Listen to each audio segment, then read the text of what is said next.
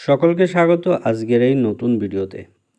আজকের ভিডিওতে আমরা ভারতের বিভিন্ন পরীক্ষায় আসা বেশ কয়েকটি প্রশ্ন উত্তর সম্পর্কে জানব, যেগুলো বারবার পরীক্ষায় আসে। প্রথম প্রশ্ন হলো, ভারতের জাতীয় পতাকার রং কয়টি বা রং কী? এটি হলো 3টি রং। অনেকে ভাববে এই প্রশ্ন আসে কিনা।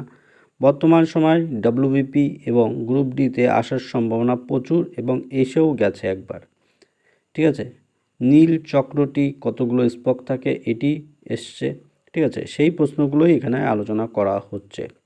ভারতের জাতীয় পতাকার মাঝখানে থাকে কি? অশোক চক্র। সম্রাট অশোকের যে ধর্মচক্র ছিল সেটিকে এই ভারতের যে 3 বর্ণের পতাকা তার মাঝখানে রাখা হয়েছে।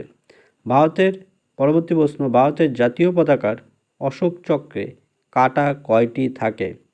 ভারতের জাতীয় পতাকায় অশোক চক্রে 24টি কাঁটা বা 24টি স্পক থাকে। পরবর্তী প্রশ্ন হলো, ভারতের জাতীয় পতাকার নকশা কে তৈরি করেছিলেন? এই প্রশ্নটি বারবার পরীক্ষায় এসছে। এটি তৈরি করেছিলেন পিঙ্গাইয়া ভেঙ্কাইয়া।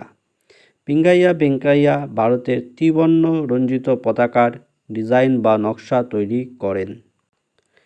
পরবর্তী প্রশ্ন হলো, ভারতের জাতীয় সঙ্গীতের সময়কাল কত? অর্থাৎ কত সময় ধরে ভারতের জাতীয় সঙ্গীত গাওয়া হয়? 52 সেকেন্ড ধরে ভারতের জাতীয় সঙ্গীত গাওয়া হয়।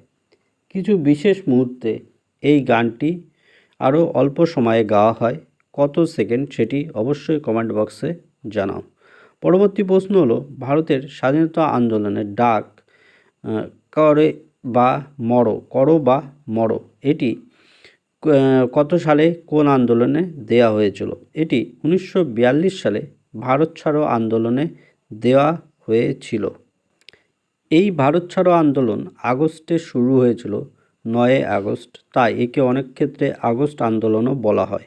কিন্তু 8 আগস্টে বহু ব্যক্তিকে বা স্বাধীনতা সংগ্রামের যে নেতাগুলো তাদেরকে ধরে জেলে নিয়ে যাওয়া হয়। পরবর্তীতে আন্দোলনটি অনেকটি ভেঙে পড়ে বা অনেকটি দুর্বল হয়ে যায়। 15 আগস্ট ভারতের স্বাধীনতা দিবস পালন করা হয় এবং 14 আগস্ট পাকিস্তানের স্বাধীনতা দিবস পালন করা হয়ে থাকে।